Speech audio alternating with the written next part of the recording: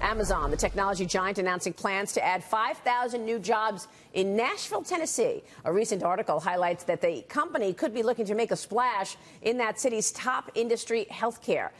This comes after Amazon announced earlier this year that it's partnering with J.P. Morgan and Berkshire Hathaway to launch a new healthcare company. Joining us right now to talk more about that is former policy director for Mitt Romney and senior advisor to Marco Rubio, Lanhee Chen. Lanhee, good to see you this morning. Thanks so much for joining us. Hey, Maria, good morning. Well, you know, when you look within technology, whether it's Amazon, even Google, they're looking at healthcare for their growth story. What do you think this move by Amazon tells us, and how might they actually move the needle on healthcare within Nashville?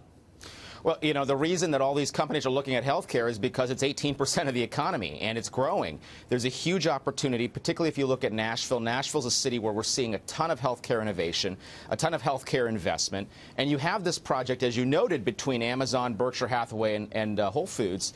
And the question there has to do with what is it they're going to do with healthcare? That was always the question. Where's the innovation going to come from? These jobs they're creating in Nashville are high technology, high skilled, high income jobs.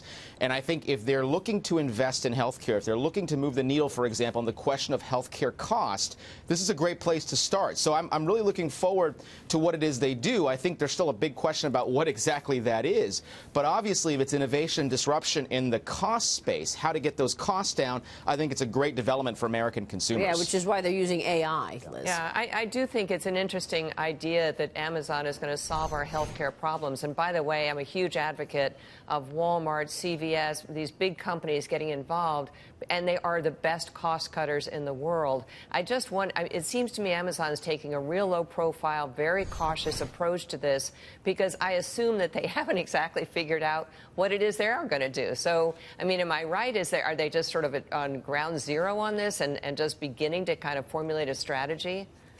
Yeah, I mean, as of now, we don't have a ton of detail on what it is they're going to do. We know that they've hired Atul Gawande, the writer and really sort of big picture thinker, to head the project. But we don't have a sense of whether they're approaching this fundamentally as an employer. Are they looking as an employer, how to leverage the employer side of this to lower costs? Are they really thinking about it from the provider side? So, you know, obviously they're being secretive here for a reason. They've got some stuff up their sleeve.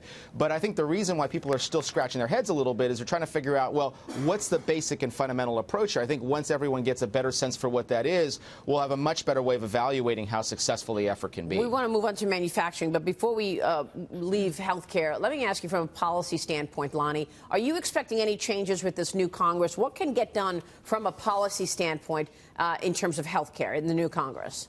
Yeah, Maria, not a whole lot. I don't think there will be a whole lot of activity on health care, in part because Republicans and Democrats are still deadlocked on the question of what to do about Obamacare.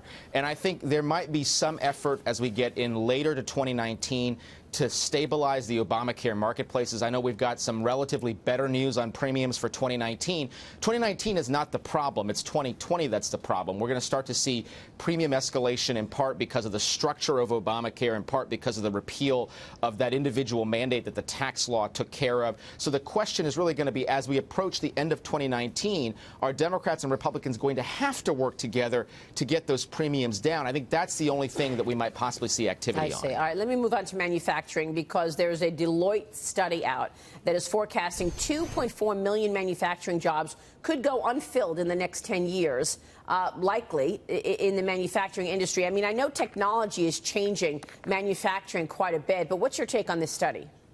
Well, the biggest challenge, and we've got a couple challenges in the manufacturing space. One, which the study points to, is really the image of the manufacturing industry, which is unfortunate because manufacturing has always been responsible for a bunch of middle-class, really strong jobs. And I think we're seeing this job growth continuing. So one problem is an image problem. The second issue really has to do with training workers for the jobs of the 21st century. This is a big challenge that, by the way, Washington has completely fallen asleep on. Right. And not that it's Washington's job, job, but we've got to figure out the best way to make sure workers are skilled in the right way to fill these positions that are opening up. We've got to look to the private sector and to states to really take the lead on this kind of training activity. Lonnie, isn't this exactly the problem? We need different kinds of training for manufacturing workers, and instead we're hearing people talk about things like free college education, which is never going to help us get to the 2.4 million people to work in these jobs. Isn't that the issue? The vision in Washington, D.C. is way off when it comes to the kind of training young people need? Yeah, look, more fine arts degrees are not going to do the job here, right? We don't need more people to go to school to get degrees in English. We need people to be skilled enough to work and fill these jobs. So really, job training is not about free college. It's about ensuring that employers are working with state, local, and the federal government to say, here are our needs, let's identify them, and let's figure out how we can get workers trained to fill them. People with the right skills so that they can actually thrive in this new economy. Lonnie, good to see you. Thank you so much. Thank you. Lonnie Chen joining us there.